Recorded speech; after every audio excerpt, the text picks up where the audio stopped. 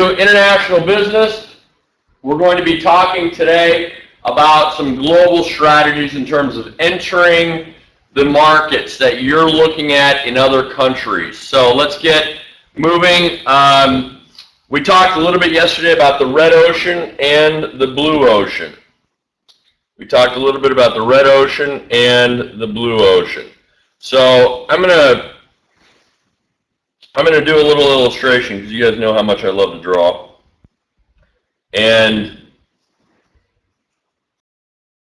global strategy. So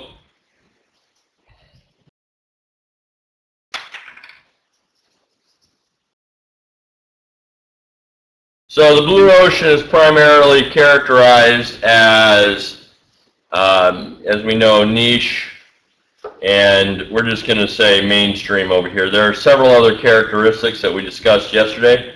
Go ahead and review your notes. Mainstream, mass market, efficiency burn. Over here on the blue ocean, we have niche, we have customization, intimacy burn, etc., etc., etc., etc. Now,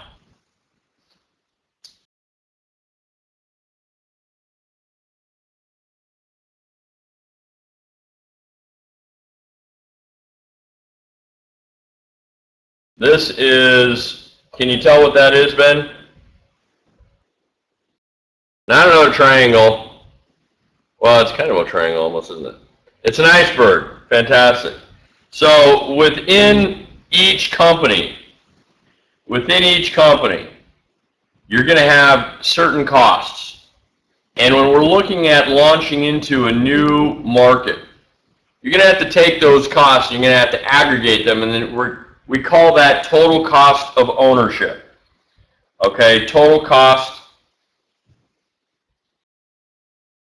of ownership. So we're looking at COGS, which are your raw inputs, your raw materials, labor, overhead. When you're doing business overseas, you're also going to have some things like tariffs. We've talked about tariffs. You're going to have a shipping expense. It's not uncommon, by the way, for you to ship a product, depending on how small the volume is, where your shipping is about a third to almost half of your cost of producing the widget in China. So if it costs you $5,000 to make 1,000, we'll say, gnomes, then you can kind of guesstimate that it's going to be about up to $2,500 in duties and shipping. So you've got all of these inputs that are going to be aggregated into your total cost of ownership. All of those inputs into your total cost of ownership. Now, on the red ocean, you have the same expenses. You have your COGS, labor, overhead. Overhead is going to be your fixed expenses, things like rent, etc. Again, COGS is going to be your raw materials, your inputs. You're going to have possibly tariffs, duties, shipping. But the difference between these two is that with red ocean companies, their cost to ship isn't going to be anywhere close to a third of the production. It's going to be closer to a tenth. It's going to be closer to a tenth. Why might it be so much less expensive? There's one answer, Ben, and maybe you can help me out here. Why would the total cost of ownership be less expensive here than it is in the blue ocean? Why would they have a cost advantage? More business, exactly. So what Ben is saying is volume.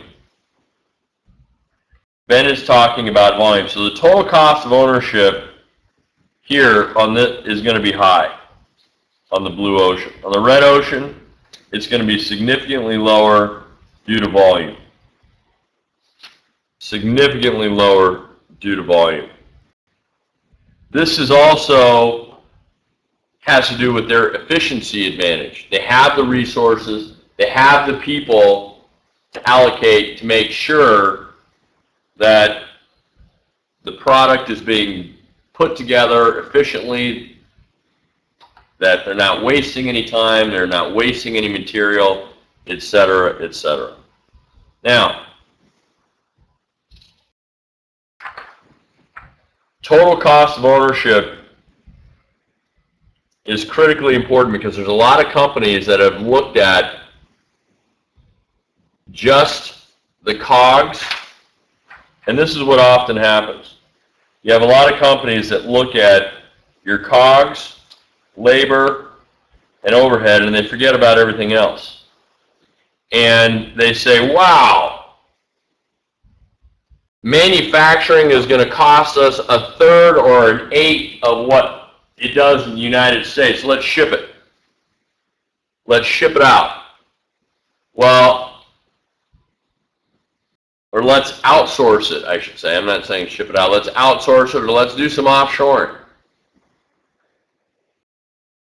And they forget that you actually now need to have inventory in the United States because it takes at least 30 days, probably around 24 to 35 days, depending on whether or not you get caught in customs at the Port of Long Beach. And you have to carry that inventory. So that means you got to make a warehouse, if you don't already have one, that can sustain a large enough inventory that'll keep you afloat until the next shipment comes in. And that next shipment is going to have not only what you ordered, but it's going to have an additional amount to carry you for the next month, or for when the next order comes in, when the next shipment arrives. So when you're thinking about total cost of ownership, one thing that you need to add over here into the red ocean is inventory. And with inventory, we have to think of what we call the carrying costs. You know, how much does it cost to carry that over? Do you have to have a couple of security guards? You have to have some forklifts, some additional forklifts? I mean, what do you need? And how much is that going to cost you on a monthly basis just to maintain? So it's not just about how cheap it is in China. What is the total cost of ownership? How does that affect your bottom line? Because I'm here to tell you also that inventory, although on the balance sheet it's an asset, it can be a liability. What happens if that inventory isn't selling as quickly and you got another shipment coming in? What happens if that inventory, especially with technology, starts to become obsolete? How is that going to affect your balance sheet? You see how now it becomes a liability? Too much inventory, too many carrying costs, not enough turn rates in terms of the product turning over and getting out of your warehouse into the hands of distributors, retailers, or consumers can become a liability. Overstock.com. Yeah. And so what happens there? You get companies that have inventory that maybe is obsolete, but maybe good enough for someone that doesn't necessarily care about having the newest technology, or they just bought, as Overstock said, they just have too much inventory and they need to get out of it. So they sell it to Overstock, or I don't know if Overstock does this on consignment or if they actually buy it. But then I've noticed with Overstock that, and this is just my opinion, but the product isn't that much cheaper, if at all, than what you can buy online. I don't know if it is or not, Ben, but from what I have seen, and that's probably why I haven't gone back to Overstock too much, is I see that the inventory is not at discount prices as much as it is just a little bit. And is it worth it? I don't know. Sometimes it is, sometimes it isn't. But I want you to look at the total cost of ownership. I really want you to think about how this is going to affect your business when you decide to have product manufactured in China, whether that be outsourcing, or you hire somebody to do it, or whether or not you offshore, which means that you open up your own facility. Okay? The carrying costs on inventory can be exorbitant. I mean, you basically have to build a new infrastructure if you don't already have it in place. Now, with large companies, it's not an issue.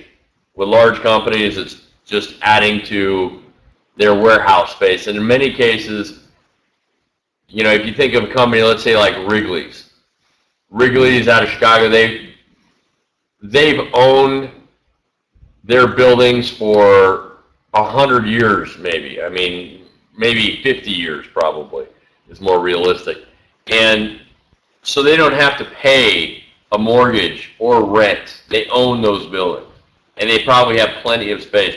And they already have the forklifts. They just allocate a few resources to it. So it doesn't really add. But with the small company, or the company that doesn't have that ability to quickly plug and play that warehouse, you're talking about a huge expense. A huge expense. So with the red ocean and the blue ocean, whoops. The red ocean is about scale. And then, let me ask you this. So let me just put the question here. Are we playing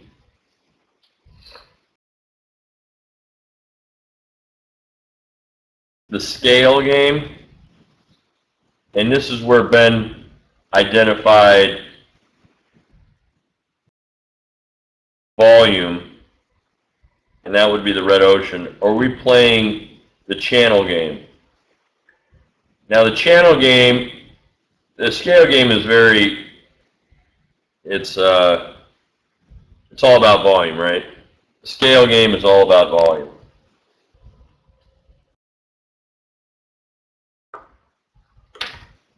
The channel game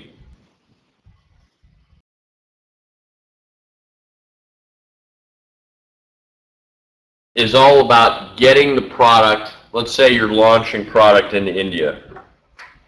And I've done this, and it's not easy by any means. And I did this with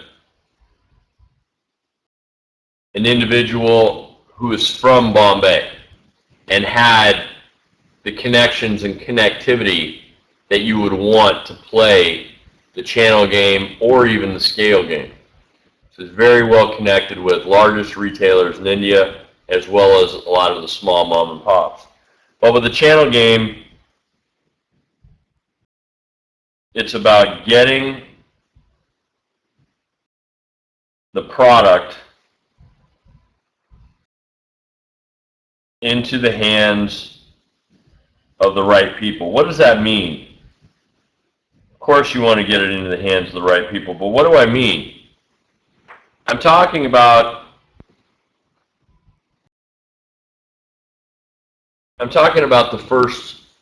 the early adopters, the first people to take down the product. Early adopters are classified as individuals that will pay more for the product. They're going to, let's take Apple iPhone.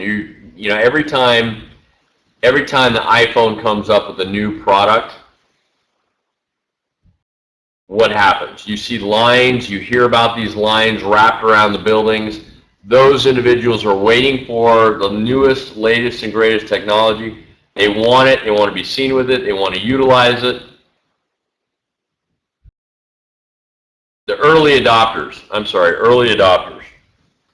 And these early adopters are willing to take the risk in buying a brand new product that hasn't really been tested per se. So people are going to watch them and hear about how positive or negative that product is. It's kind of like you've heard, don't ever buy the first generation of a car. You know, don't ever buy the first model of a brand new car because they haven't worked out all the kinks possibly. Well, I don't know if that's true or not, but I've heard that a few times. You know, if Chevy comes up with a brand new car this year, they've never had it before, well, don't buy it because they're going to work out the kinks. Well, the people that do buy it are called the early adopters. And you want to get your product into their hands. Because they're going to be the ones that show it off. They're going to be the ones that are willing to pay more. Think of the iPhone. How much did the iPhone cost in the end of 2007, the beginning of 2008? How much did the iPhone cost? The first iPhone they ever issued, how much was it? It was, I want to say, $600 plus. It was $600 plus. And then after 3 months, I think it was even up to $700, $800. Then after 3 months, they dropped the price because other phones came out that actually had a touchscreen. And they dropped the price to $400. And that whole time I was listening to the reviews. I wasn't an early adopter, but I ended up buying it after the 3 months because it came down to $400 and I needed it to go to China.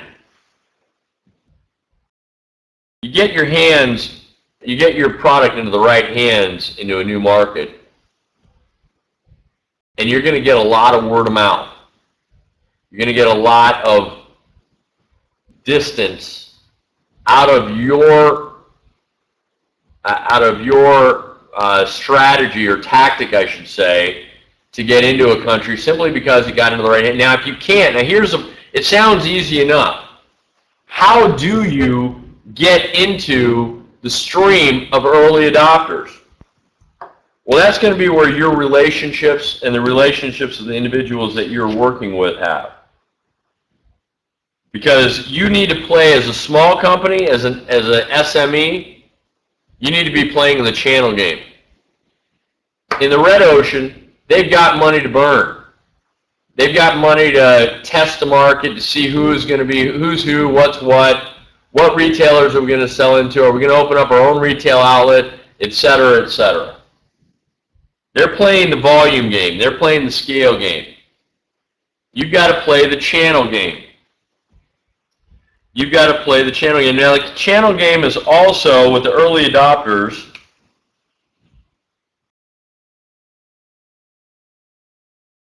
the channel game is about awareness.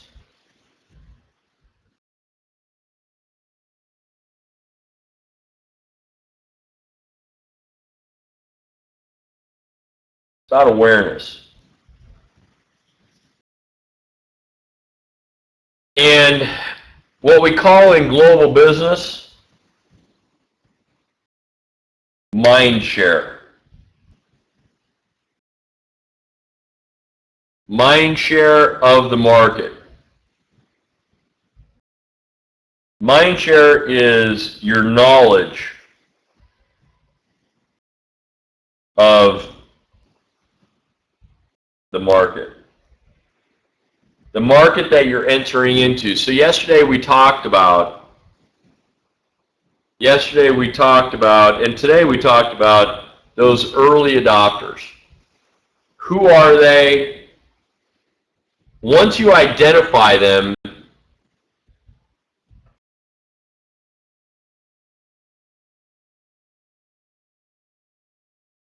Once you identify them, you now have a critical mass. How do you repeatedly hit them with your advertising? How do you repeatedly hit them with your word of mouth? Because once you have that critical mass, and I hate to use this analogy, it's one of my least favorite American analogies, but it's like shooting fish in a barrel. Okay, it's like shooting fish in a barrel. Once you have identified who those early adopters are, then it's up to you, especially as an SME, especially as a small to medium-sized enterprise, to hit them repeatedly with your message to get them to buy. To get them to buy. Now,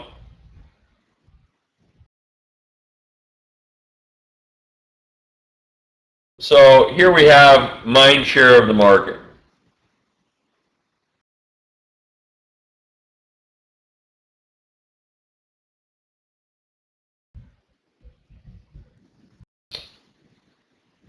You want to be here,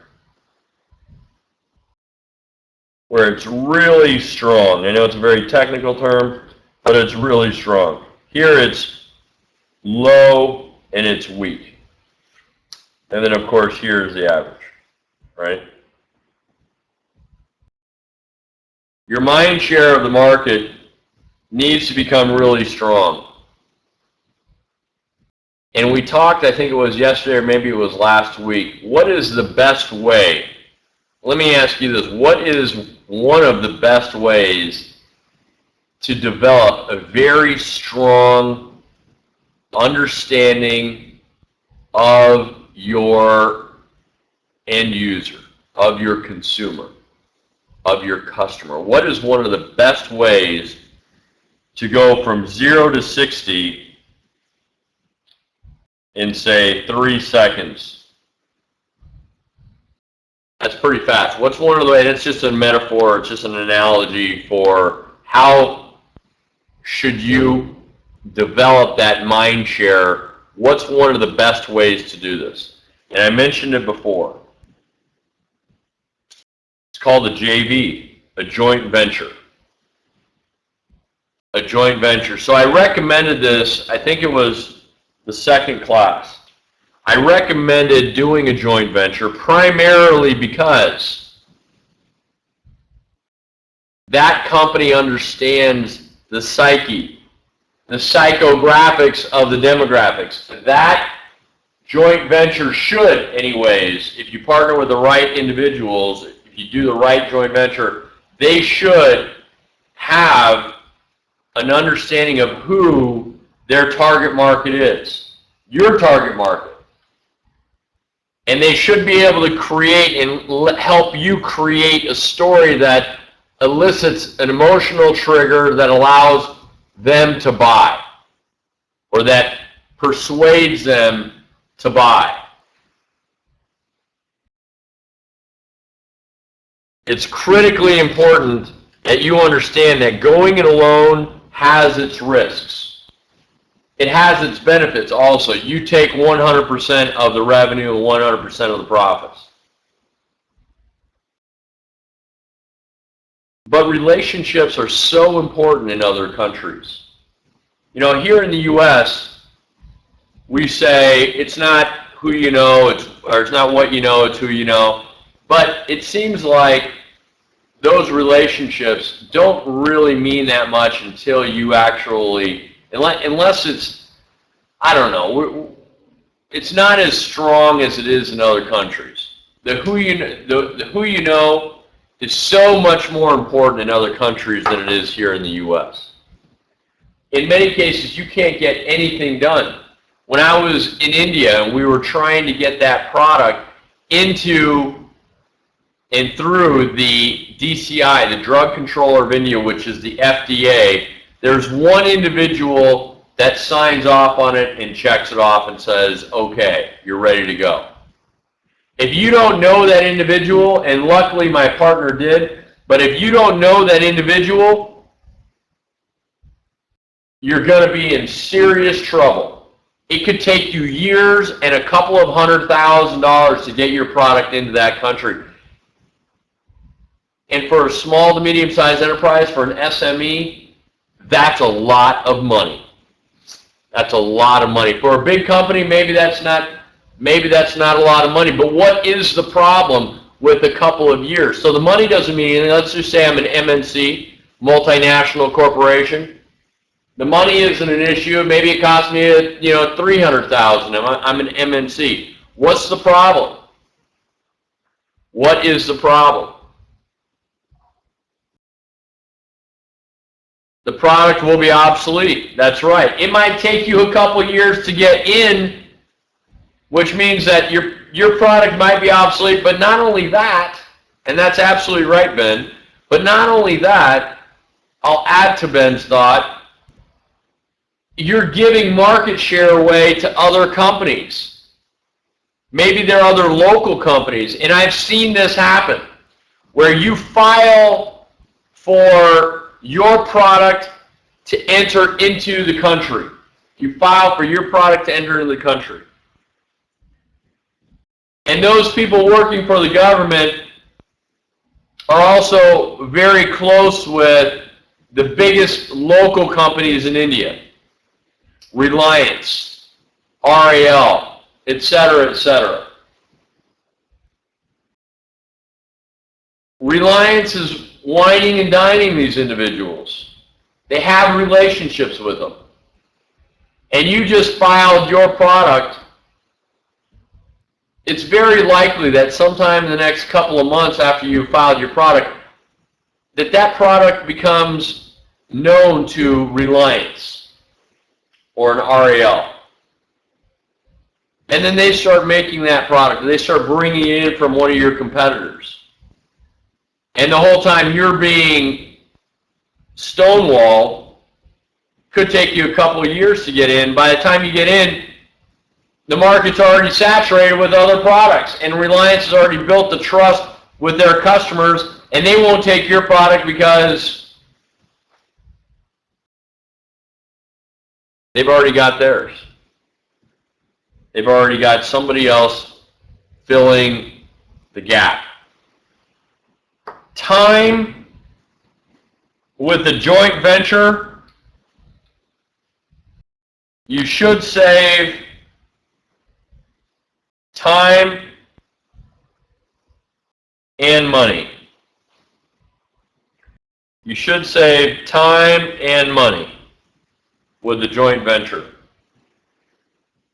Problem is, you now have to split it. The problem is, you now have to split it. We talked about integration and responsiveness last Thursday. We spoke about integration.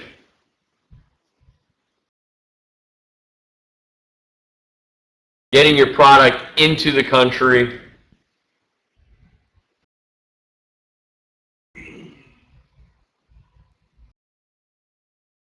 What if I told, pardon me, what if I told you about, and this is why instead of talking about entering a country, I want you to say, and again, this might just be semantics to some of you, but I want you to say entering a market. Because you're entering pockets within a country.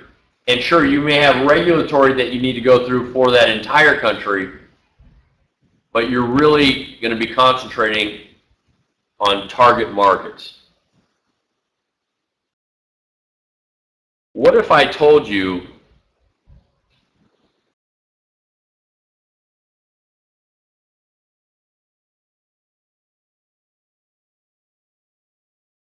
in China,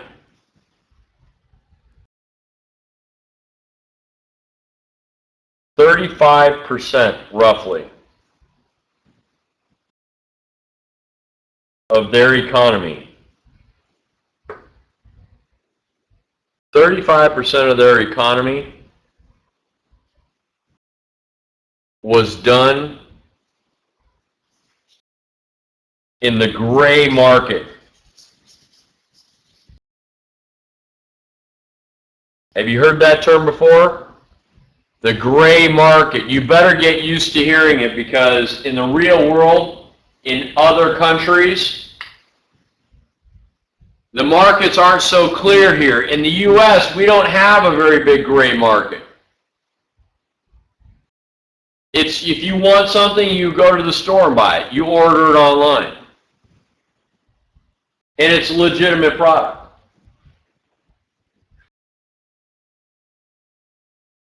Gray market goods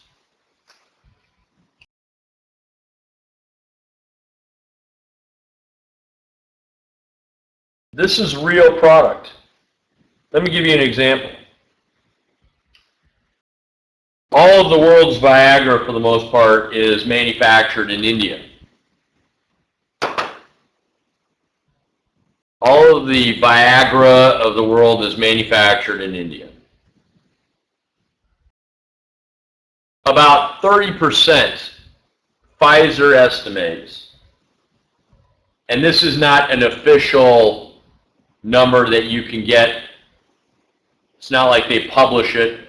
This is my relationships with individuals that work or worked at Pfizer in India. They estimated that about 30% of all the Viagra made, and again, it's made in India, goes out the back door. What does that mean? 30% of it goes out the back door. What would that mean? That's a pretty big number also. It fell off a truck, exactly.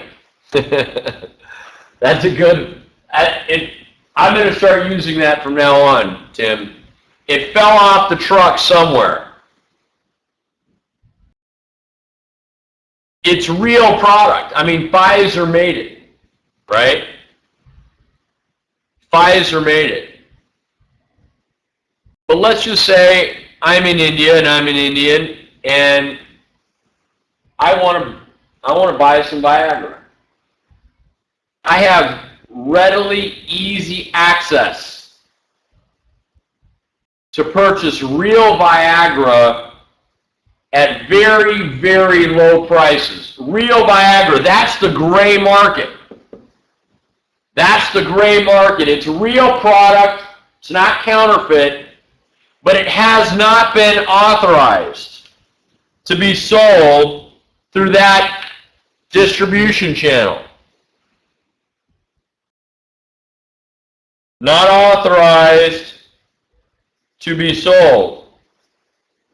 Well, do you think that Pfizer is aware?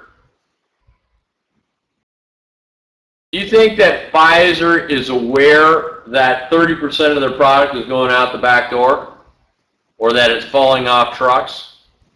You think it's just my relationships that work there that know? Heck yeah! The people at the top of the food chain, they know. Why would they allow that to happen? Why wouldn't they say, we're putting a stop to this right now? We're going to put a stop to this absolutely right now. Why would Pfizer, I mean, this is a multi-billion-dollar company with the resources to add security, to add people. Why would they let that go out the back door? Fall off the truck. And you see, now you're starting to get an understanding as to why and how international business is conducted. Well, part of the reason is because it's going to happen anyway. They could spend millions of dollars and bring that number down to 20%.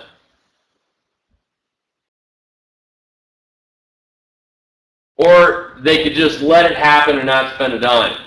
Because here's what happens. Sometimes, if I'm looking for Viagra and it's not necessarily readily available when I want it, what am I going to do as a consumer? What am I going to do as a consumer? If I'm in India and I'm a Viagra user, and all of a sudden I want some and it's not readily available, what am I going to do? I'm going to go and buy it legitimately from the pharmacist. I'm going to go to the apothecary and I'm going to buy it right there. And it's going to cost me an arm and a leg, but I know it works and I know I need it, so I'm going to buy it anyways. Exactly, Tim. Exactly. It's the same reason why musicians allow you to watch their songs on YouTube, because eventually you're going to put it on your iPad.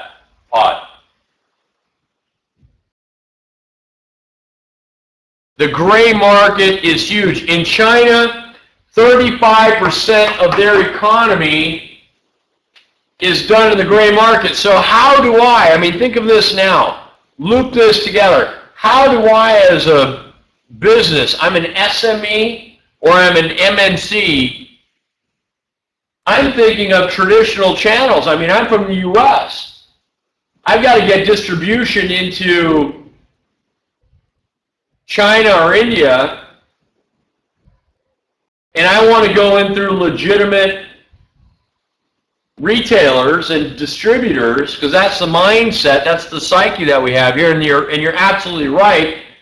But now I throw a wrench in this and I say, okay, well, I just want to let you know that a large portion of the economy is the gray market. What's the gray market? And I just explained it. It's 35% of the economy. 70%, and this is in China,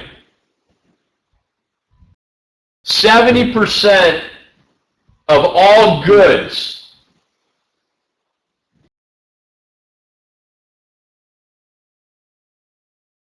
in China are bought on the street. It accounts for 35% of the economy. 70% of all goods are bought in the street. So now I'm thinking, wait a minute. Only 30% of the goods sold in China are actually bought in legitimate retail outlets. 70% of this is of goods are bought in the street. How do I get my goods in the street is the next question.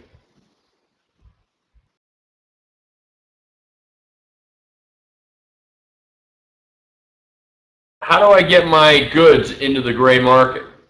And I'm here to tell you that if you shun the gray market, your goods will be on the gray market. If you shun it and you say, we're not going to, it's still going to happen.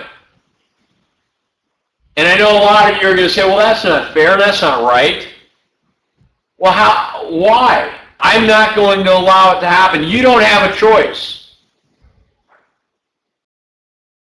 You know how quickly your products can be replicated in China? In India, even, for that matter? You know how quickly they can be imitated? There are fake Apple, Tim says, there are fake Apple stores in China where the employees believed that they were actually working for Apple. Entire stores. Where do you think they got that product from? Where do you think that those Apple stores got that product from? It came from the same factory that's making the Apple products. The same, it's going right off, it fell right off the truck. There's a gray market that actually was blatantly in downtown Shanghai. We need to be aware of the gray market, and you cannot ignore it. Now let me contrast this. The gray market it's also under the table.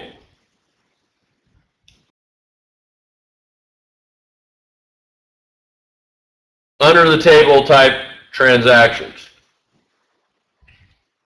Let me contrast this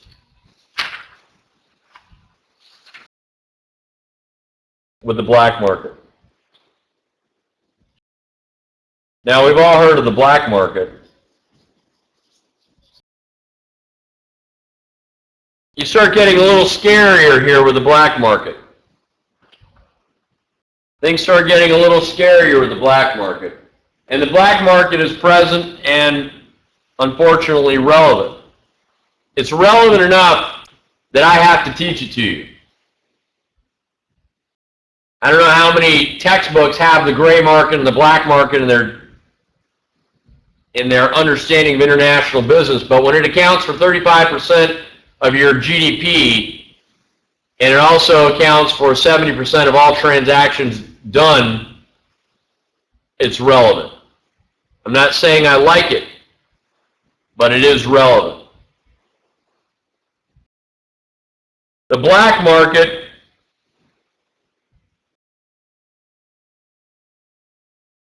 the goods may be counterfeit. They may be counterfeit.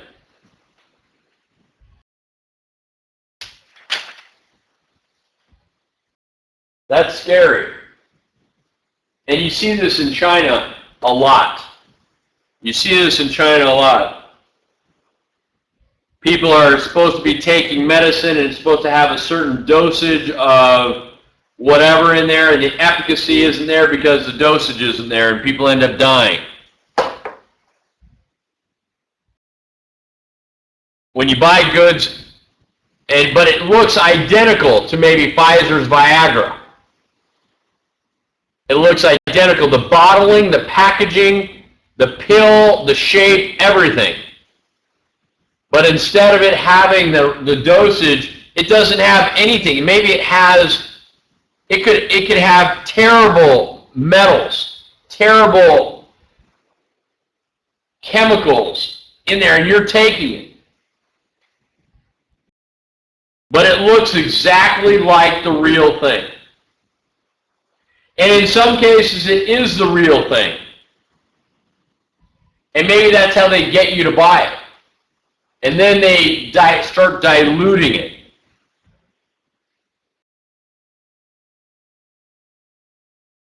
The black market is even more shady than the gray market. It's a darker shade of gray.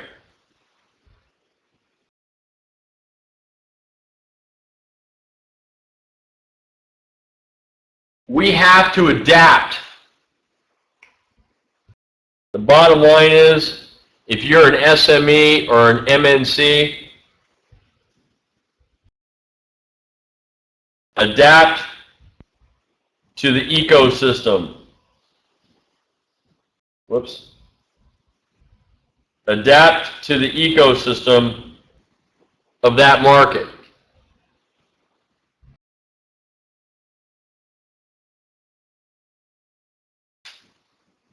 Thanks, Tim, for posting that article. That'd be great.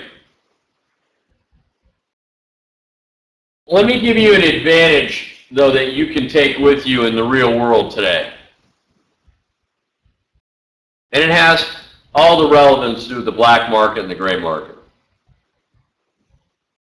If you manufacture product here in the USA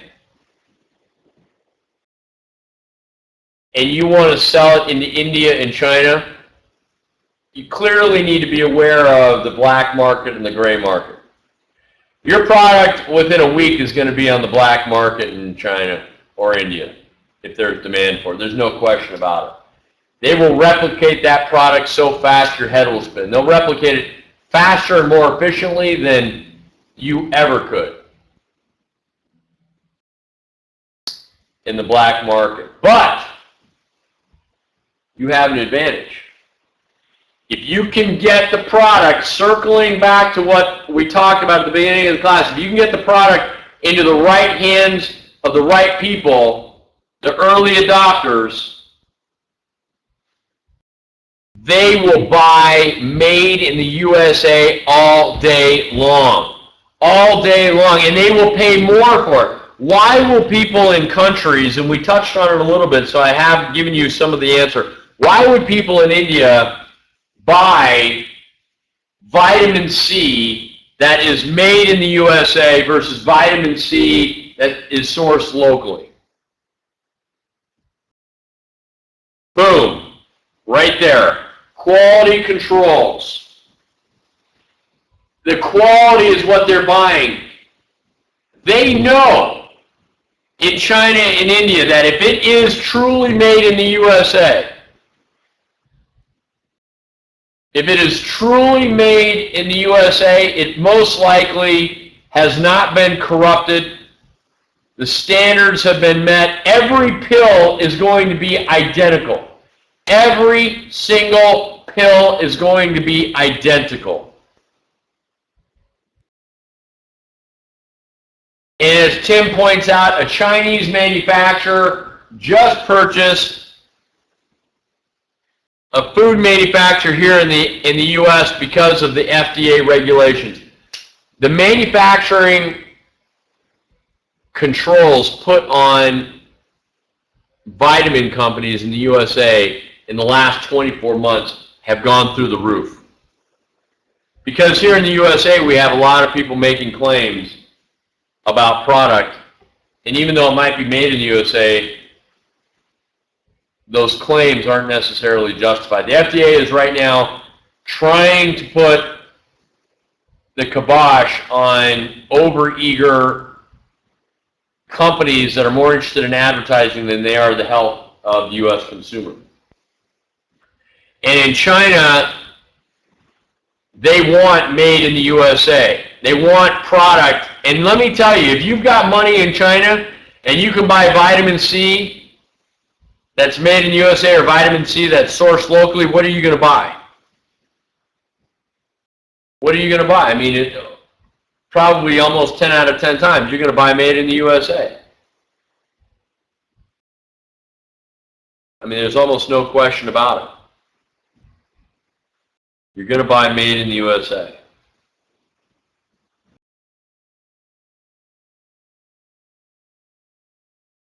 That's a selling point. They don't want you to change the box. They don't want you to change the label. They want it to be like as if they were in the USA and they walked into a Walgreens and purchased fish oil or vitamin C or ginkgo biloba, whatever it is. They want that because that has not been corrupted. They might not be able to read the label, but they know it's from the USA. Let me give you another example. There's an interest that we have. My background, I think I told you guys, has really been in investing into companies as an angel, as a venture capitalist, kind of private equity. And I've been doing that for 20 years now, it seems like now. And one of the companies that we had an interest in a few years ago was sourcing some material from China. Sourcing some, I don't want to say material, sourcing some vitamins and minerals from China in a powder form. And it's very expensive because this product really only came from China in a very highly sought after product. And the product is called Cordyceps. Cordyceps, and I believe it's spelled Cordycyps or something like that. Cordyceps. And it's an energy booster without any of the, and it's natural, it's an energy booster without any of the downside, and there's no chemicals involved, et cetera, et cetera. It's I think Cordyceps is a mushroom or something. And anyhow, they were sourcing this, and of course they test each batch that was coming in from China. And on the first batch, they found a high concentration of metal. certain metals, like metal from the grinding process. So they notified the manufacturer and they said, this isn't going to suffice. You have too many parts per million of this metal. It's not supposed to have any. So they said, oh, okay, we're sorry about that. It must, that batch, this is what they said, that batch was not intended for you. So they were going to send that batch out to maybe India or some other place, but that batch is what they said was not intended for you. They were still going to sell that to some country. It just wasn't going to go to the U.S. That's what they said. We'll send you a new batch. They sent a new batch. Of course, it was tested and failed again. This time, the company notified the Chinese company where they were sourcing the material from, sourcing the cordyceps, if you will, from, but they notified the Chinese FDA. And it was an embarrassment for the Chinese. They're all about saving face, right? They were very distraught. And they took it upon themselves, the government, to reach through to the Chinese manufacturer, and they said, we'll get you the right material or powder or ingredient that you're looking for without any of the metals. Don't worry. So they did. And it was tested. And it failed again on the third time. They notified the Chinese government. The Chinese government flew the company in the U.S. to San Francisco to find out what was wrong or try to get them to buy the product without worrying about a few extra minerals or metals, I should say, that are not supposed to be in the powder. And then they try to fix it again. Eventually, it worked. Eventually, it had no parts per million. They tested it several times, but it was a process. It was a process. And they wanted, this company knew that they could only source this product from China. They could only source this product from China. So they had to continue along with this charade until they actually got the product. And they test every batch now, I think, 3 and 4 times.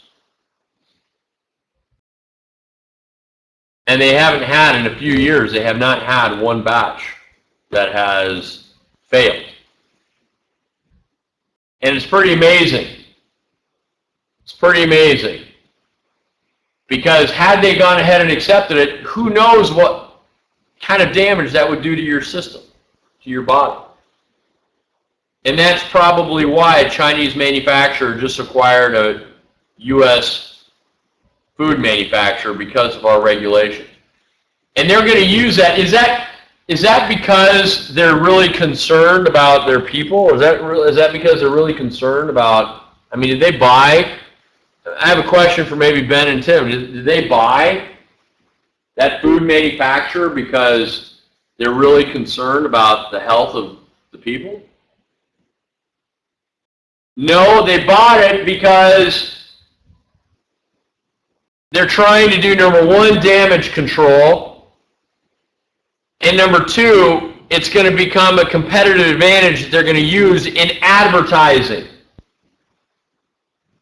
It's going to be because of advertising. They're going to then go out and say, this poultry was made in the U.S. or farmed in the U.S. or whatever farmers say.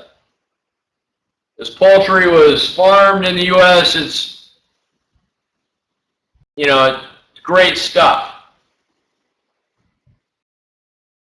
Did you know that in China, the average Chinese individual eats one serving of poultry a month. If they wanted to eat 2 servings of poultry a month, there's not enough poultry in the world. There's not enough poultry in the world. That's a lot of poultry. 1.4 billion people in China. 330 million people in the U.S. Makes me feel like we got it pretty good here. I could eat poultry all day long if I wanted to. In China, the average citizen is pretty lucky to have 1 serving of poultry a month. If everybody was able to eat 2 servings of poultry a month, there is not enough poultry in the world.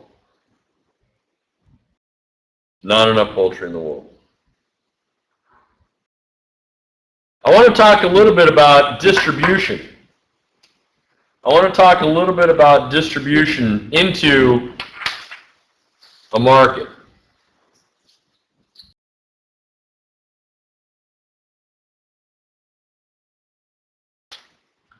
I want to talk about distribution into a market.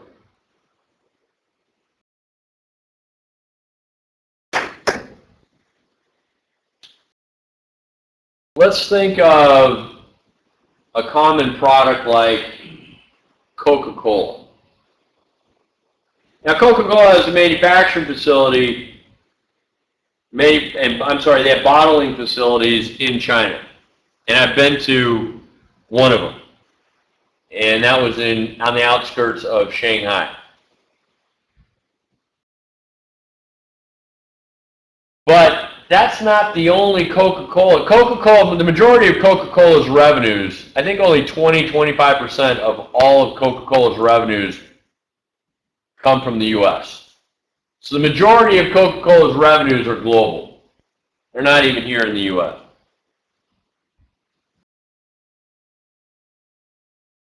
And they have a bottling facilities, I should say, in the plural, in China. But they've got distribution throughout the entire world. If you wanted to go to Mauritius or Macedonia or Mozambique or Morocco or wherever, you'll probably be able to buy Coca-Cola somewhere. Distribution is there. But Coca-Cola has another way of getting into a market. And it's through the distribution. Coca-Cola may sell their products into, let's use the country of the Czech Republic. There's a demand for Coca-Cola products in the Czech Republic, and thus Coca-Cola has a distributor. They might not have a bottling company there, but they have a distributor there, and that distributor sends it to all the retail outlets and the restaurants, et cetera, et cetera. But the Czech Republic buys about 10 times more Coca-Cola than what is needed in that particular market. Why would the distributor in the Czech Republic buy so much more Coca-Cola products than they need? Why would they buy so much more than what is necessary for the Czech Republic market?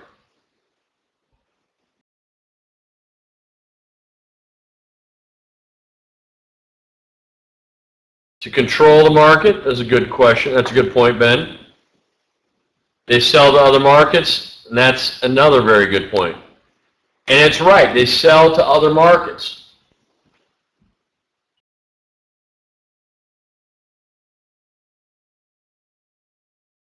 And let's do an illustration. So here you have the Czech Republic.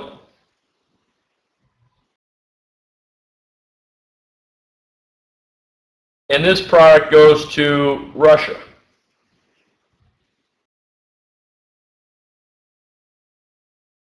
And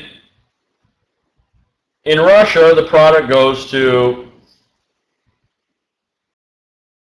the Russian retailers, right? And that's very standard.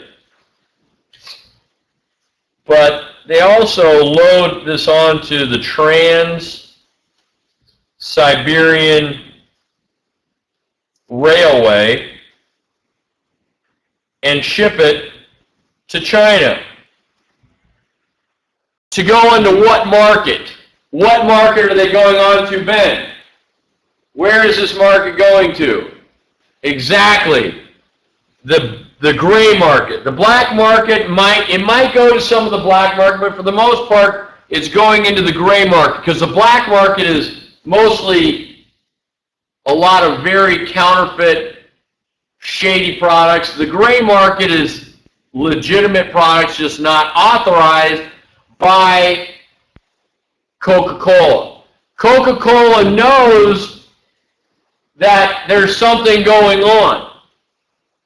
Do you think that they're going to ask, hey, why are you buying 10 times the amount of Coca-Cola products than you need?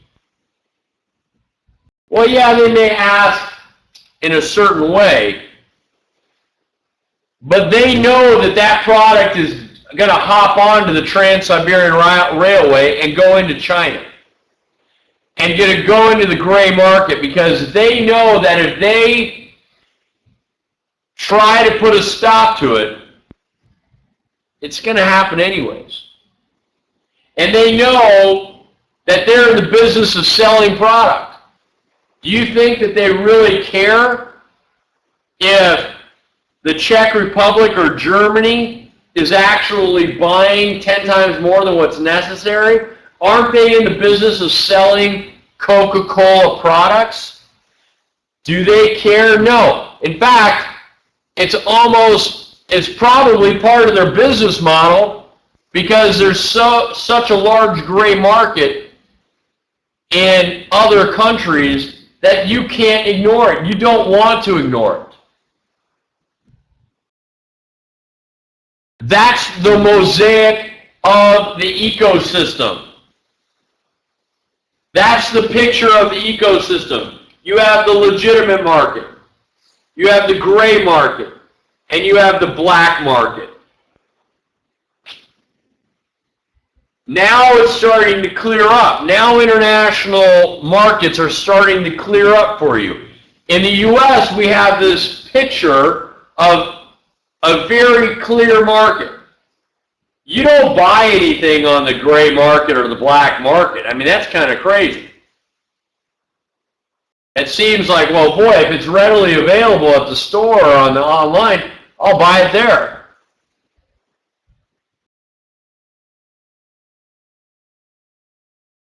And Tim asks a question. Tim, I got my eye on you now, boy. Boy, oh boy. This may be a stretch, but you could also use Coca-Cola to launder money, since you can easily sell it and maintain its price. And all things are possible, Tim. You're absolutely correct. You're absolutely correct. It could be used to launder money. It could be used for other transactions. It could be bartered for other product, et cetera, et cetera. You're absolutely right. You're absolutely right. And it's not Coca-Cola's business policy, especially as Americans, to get involved in that. But do you see how they might close one eye or turn and look the other way? You're absolutely, because they're interested in selling product. They're interested in selling Coca-Cola product. Yeah, and it is. It's very hard to track. It's very hard to track. All Coca-Cola knows is that they're getting a paycheck from somebody in the Czech Republic for 10 times the amount of what's necessary in that market. Whatever they do with that is whatever they do with it. But let me tell you, they know where it's going. They know it's hopping onto that Trans-Siberian Railway.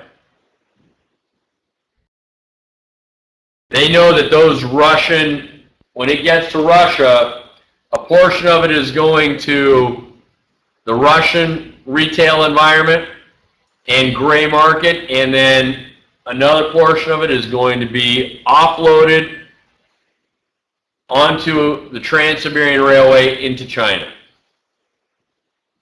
into the gray market primarily. Heck, it might even go into some legitimate retailers, because the retailers are able to buy the product cheaper on the gray market than they are from Coca-Cola directly in China. Do you think Coca-Cola cares? It's all sales, right? And it's all about market share. And they're going to tell you, I'll tell you that Coca-Cola is going to say, we absolutely do not condone this type of behavior. Well, really? Well, then stop selling 10 times the amount to Germany and the Czech Republic. And then see where they go from there.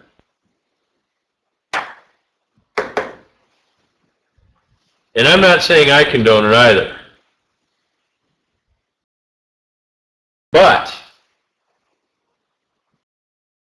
it happens. So the question with distribution is,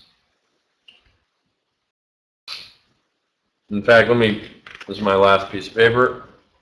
The question with distribution is,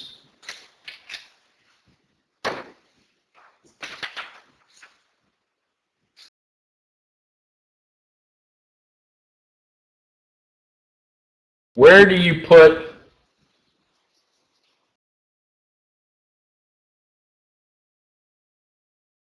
your foot in the water? Where do you put your foot in the water? That's the question.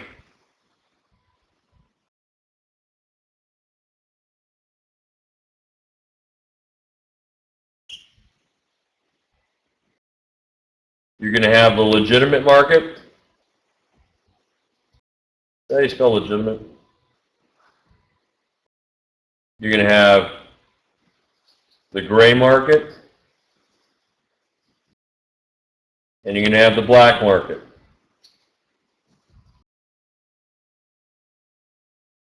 You need to be aware that your product is going to go into 2 and 3.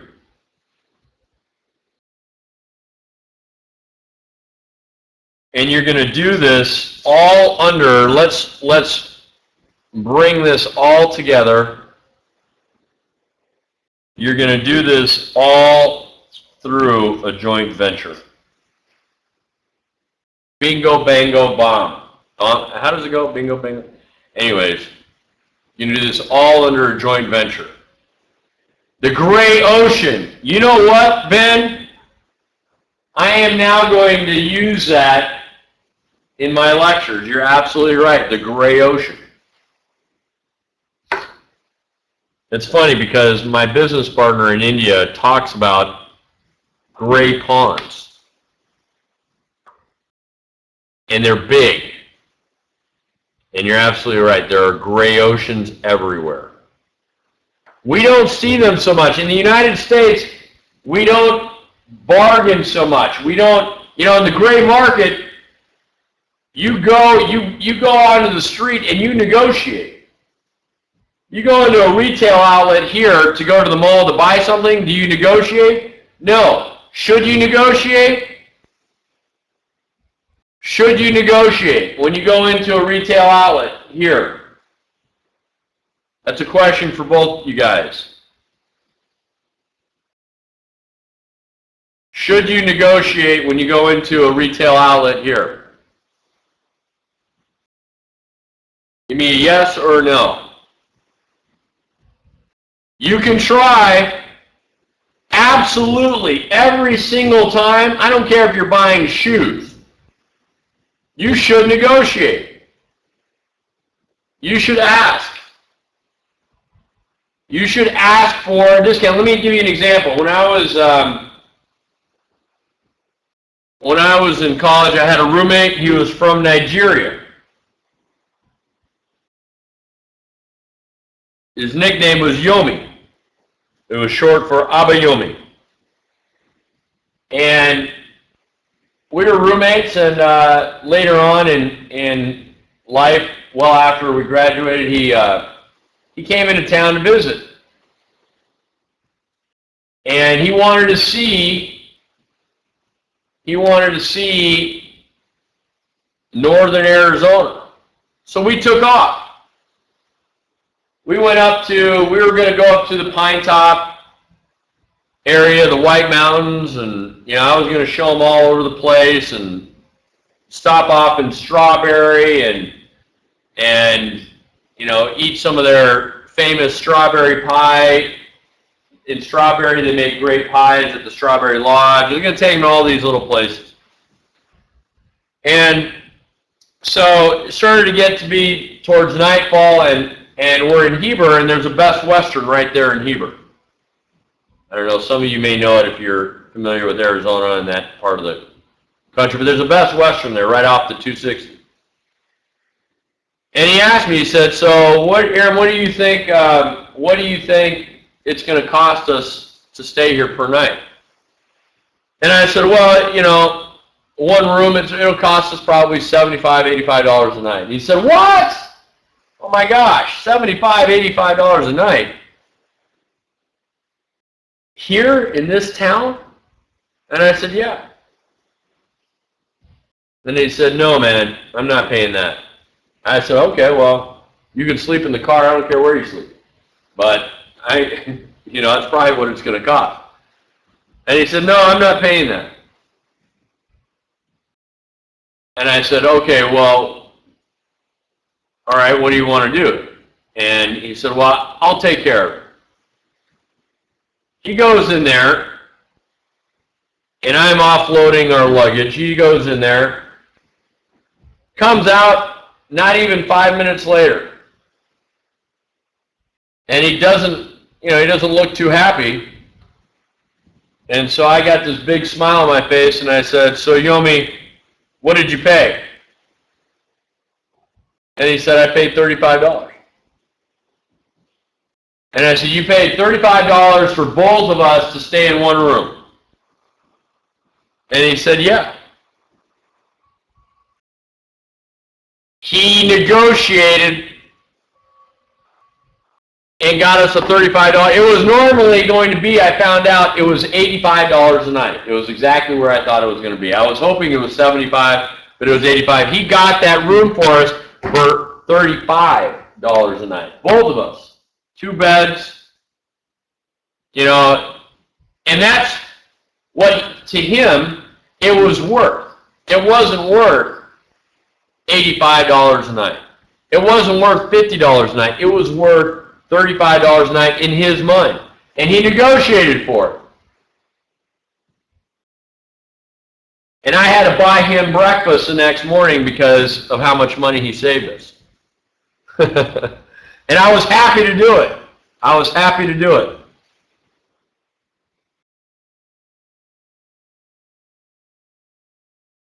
Now, circling back around, where do you put your foot in the water? You got the legitimate market, the gray market, and the black market. You know your product's going to get on the gray market. You know it's probably going to get on the black market also. Neither one of these you authorize, but you know you're going to have to make enough to actually fulfill the demand in the gray market, because in countries like China and India, it's easily, in India, probably 50 to 80% of all goods in India are bought in the gray market. The goods are bought on the street. They have open markets. They have open markets in Europe. You go to an area, a square, and you can buy everything from fish to shoes. And they've got booths there.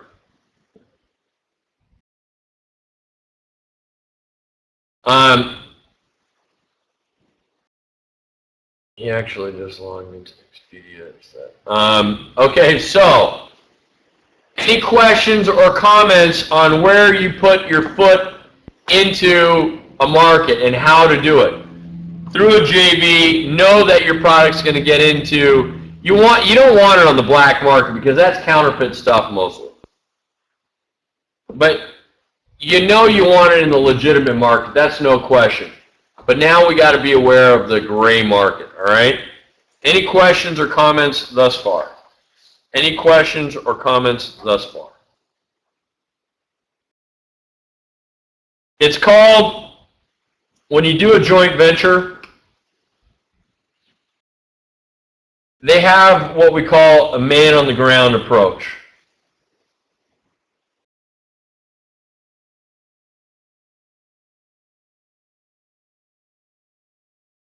They have a man-on-the-ground approach.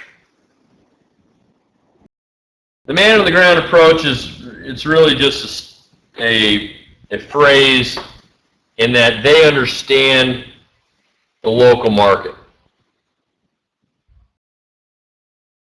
And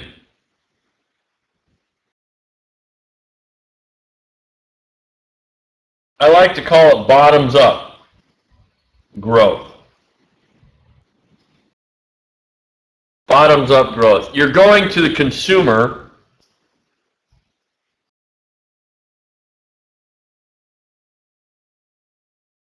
directly. And this is the gray market, right? Your joint venture partner understands the gray market. And they're going to go to the gray market directly. And they're also going to go to the legitimate market.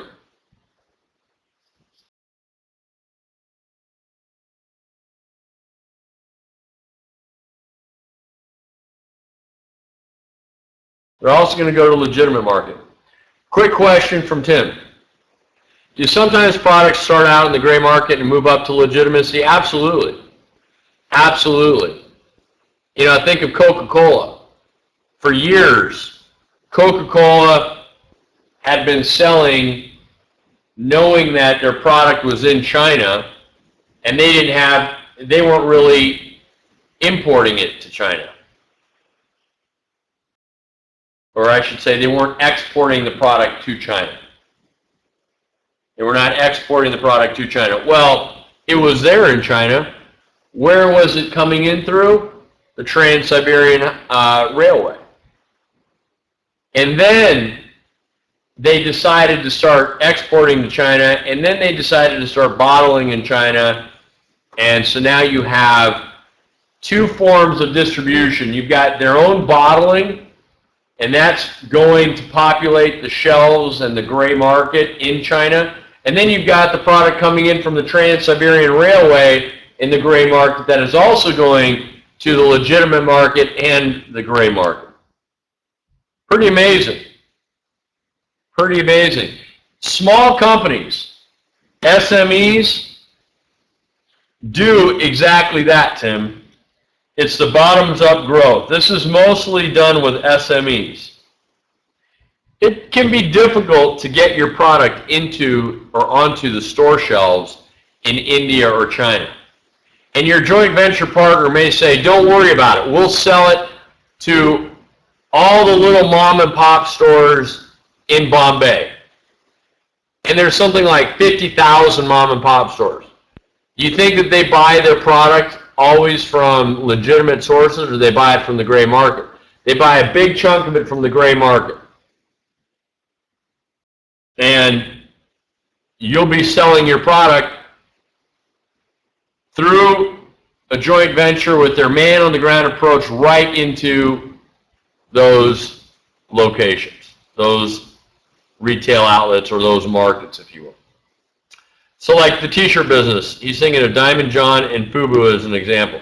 Yeah, I mean, you could easily see, now those products, Tim, are probably going to be black market. It's cheaper, unfortunately, it's cheaper for There's a whole underground world in India and China. There's a whole underground world. And I met with one individual in Bombay who basically told me anything I wanted, that I wanted to bring into the U.S., wanted to bring into India, they could have replicated within a week out of China into India faster than I could actually have it shipped. So products like that, a lot of brand names, FUBU or the other product, you're going to have them counterfeit that product, unfortunately, and you're not going to benefit from it at all. And they're going to sell it onto the black market. Now, I was in LA a few years ago, and I had gone down to the garment district to do some shopping. And I don't always go down to the garment district, but if you've noticed, if you've ever been down to LA into the garment district, there are all these shops, and they sell both gray market and black market goods. You can't find just legitimate product. There's a ton of brands that you can buy and movies and whatnot that you can buy in LA that are completely counterfeit. They're completely counterfeit. I don't like counterfeit products. I don't like black market products. I don't trust them. I don't like them, and I think it takes away from the actual, in my opinion, it takes away from the businesses that are trying to build those brands. Those brands spend their own money advertising and trying to build up a name only to have somebody come in and, copy it. China is a counterfeit economy, and I've told you that. China is, for the most part, known as a counterfeit economy. It's a copycat economy. That's why they're not the hegemon. They don't have their own original ideas. I'm not saying this in all cases. Of course they have original ideas. But for the most part, they are the manufacturer of the world. Companies from all over the world go there because of the cheap labor, and maybe the total cost of ownership is ultimately lower, and they have their product made. In China, you can buy a brand new Jeep. A brand new Jeep. But it's not made by Jeep. Every single part of that Jeep will be completely identical, except for the fact that the quality and the amount of metal maybe in the body frame or in the axles or et cetera, may be compromised. So you could buy it'll look exactly like it just rolled off the assembly line of a Jeep manufacturing facility, except for the fact that the quality of the product won't be the same. I had a buddy and I were in Shanghai, and people run up to you left and right, run up to you trying to sell you counterfeit goods. Mont Blanc pens, Rolex watches, Patek Philippe watches, et cetera, et cetera. And a normal Mont Blanc pen is going to cost you, well over $100. They're selling them to you for $1, $2.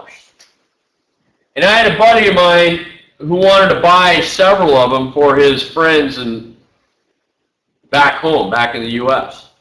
And I wouldn't buy. I just refuse to. I don't believe in that. It's one thing that I don't like is I don't like counterfeit product.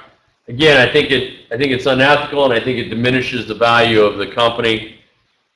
And somebody's just skimming off the top. But he bought these pens, came back to the U.S., and everybody was really excited. They looked identical. I mean, the quality of this pen was unbelievable in terms of the appearance of it. It just looked unbelievable.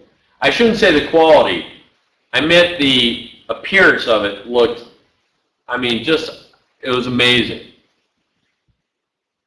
Well, unfortunately, those pens started leaking, and all of his buddies that he gave these Mont Blanc pens to got leaked on the ink all over them and their desks. And so he got quite an earful later on. So be careful if you're, what you're buying. Yeah, maybe it's karma. What market is it when an item is not taxed properly in its locale, such as cigarettes? That definitely qualifies, number one, as the black market, because there's no taxation whatsoever. But, and I have an interesting story to tag onto this, but it could also be the gray market too. So it's definitely the black market, and it's also the gray market as well. I had a buddy of mine doing business in Turkey, and he's not from the U.S., he's from Europe, French gentleman, and he was doing business in Turkey. And he was working, though, for an American company. And there were some expedite costs. You remember what those are, the expedite costs? There were some expedite costs that needed to go through. So he was having somebody handle that.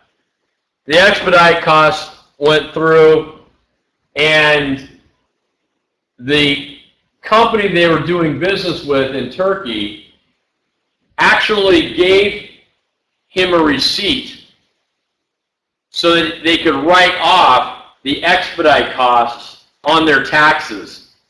They didn't know that, they thought that, well, we got the bribes, we got the under the table stuff, let's give them a receipt, maybe they can write it off on their taxes in the U.S.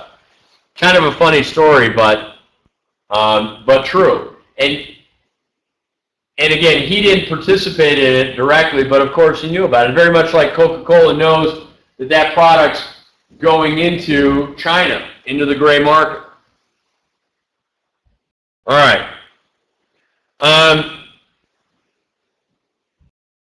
And you bring up a good point, Tim. So why is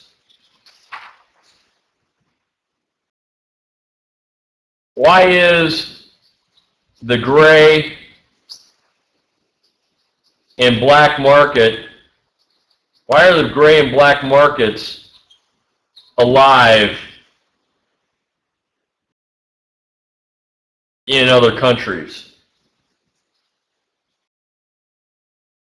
Why are the gray markets alive and thriving in other countries?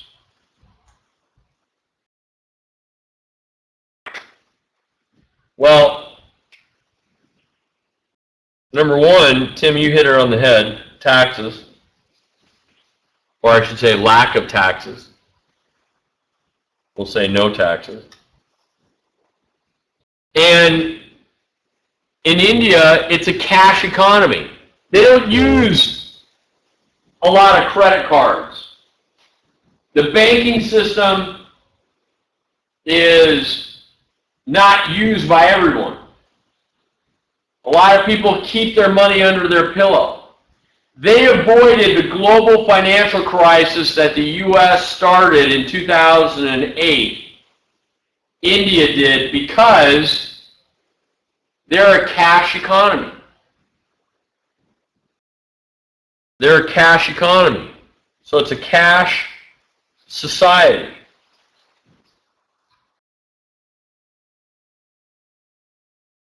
Right? And this leads, though, this leads to corruption. It can lead to corruption. There's no question about it. Bribery. I mean, you hear all the time in China and India. If you're reading the Financial Times, you're going to hear about how corruption in India, people in India are just absolutely fed up with it. Are you familiar with the term, well, let me back up. In Egypt, they just overthrew Mubarak, I believe, was the president of Egypt a few years ago. Actually, it happened, I think, 2 summers ago. The Egyptian citizens overthrew the government. Why did they overthrow the government? I mean, what was the problem? It was corruption. It was bribery. The citizens were fed up and tired of it. They were fed up and tired of it. There was only a small percentage that was benefiting. And that corruption is rampant and also in India. And you're seeing the Indian citizens revolt against the corruption as well. It leads to corruption. It also leads to distrust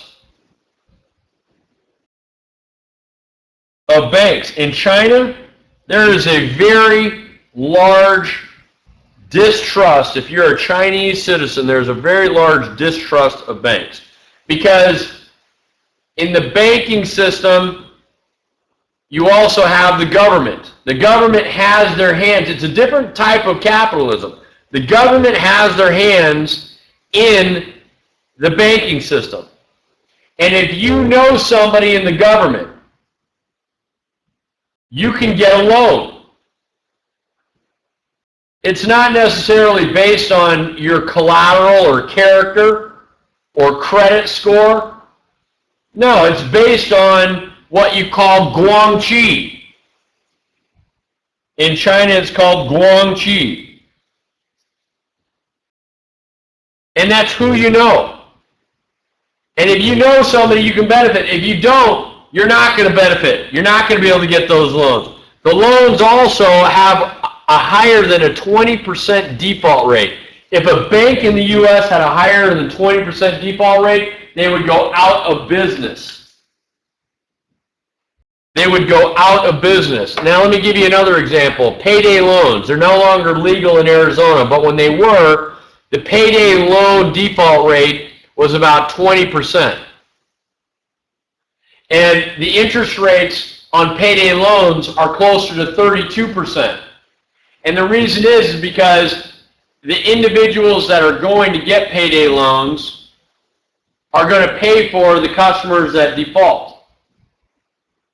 So a bank in China, the average default rate in China on a bank is 20%. Those are huge numbers.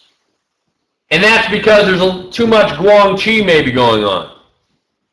You get a loan and you don't pay it back. You get a loan, you don't pay it back.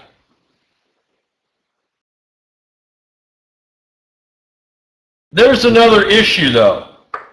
There's another issue. And this is an issue with the gray and the black market. Because so much business is done on the gray market,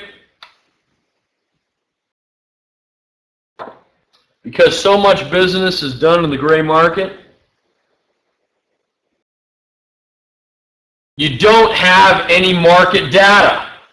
Can you do a survey? I mean, how do you get market data for advertising? I mean, here in the U.S., it's all about numbers. It's all about how much sales you generated, to what demographic, what part of the year, what part of the country, what was effective, what wasn't effective, etc., etc. In the gray market and the black market, how do you source market data? How do you source market data?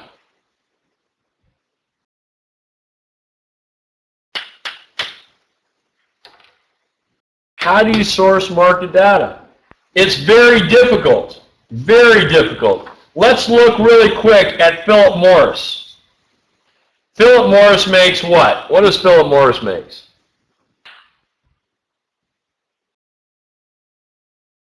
Smokes. That's right. They make cigarettes. So Philip Morris makes cigarettes. Did you know that in China, China accounts for 20% of all Philip Morris global sales? That's China. 20% of all global sales for Philip Morris are in China. But did you know that Philip Morris is only allowed to import one container of cigarettes per month? Wait a minute. You're telling me that Philip Morris, an American company, 20% of their global sales, 20% of all of their revenue comes from China. Yeah, okay, I get that. But wait a minute, now you're telling me that they're only allowed to import one container a month? One container a month?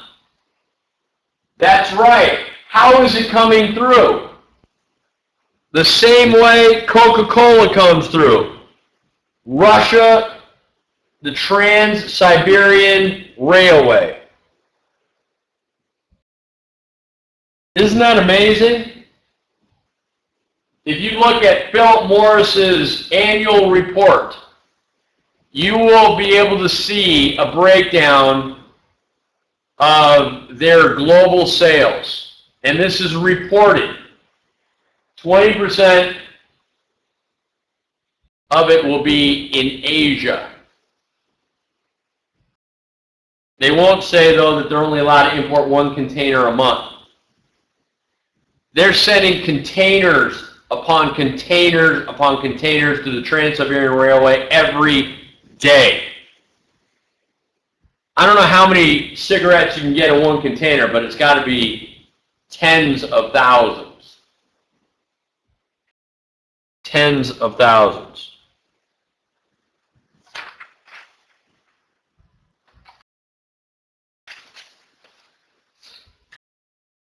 Any questions or comments? All right. You're getting a much better picture. You're getting a much, much better picture. I'm really happy with the progress. I'm really happy with the amount of information we're going through. What I'm going to do is I'm going to post Thursdays and Fridays recordings and notes up later today. You'll have quiz 2 uploaded by 12 a.m. tonight, or well, tomorrow morning. And it will be due on Sunday, 11:59 p.m. So I'll upload those for you today. You'll have them tonight, and then the quiz will be available tomorrow morning at 12 a.m. Any questions or comments? I will keep you updated. I do not believe we will be having class on Tuesday. The summertime is really throwing a wrench into everything. We've got some, on ASU, we've got some department meetings that I have to attend. So we will have class on Wednesday of next week and Thursday of next week. So forgive the inconsistency. After this next week, we'll be back on track for Tuesday, Thursday. There should be no problem. But the next class is going to be Wednesday at 10 a.m. Wednesday at 10 a.m. I will see you soon. Thanks again. Signing off. Have a great weekend. Have a safe weekend. And, oh, question. What time on Wednesday? 10 a.m. 10 a.m., Ben. Thank you, guys. See you later.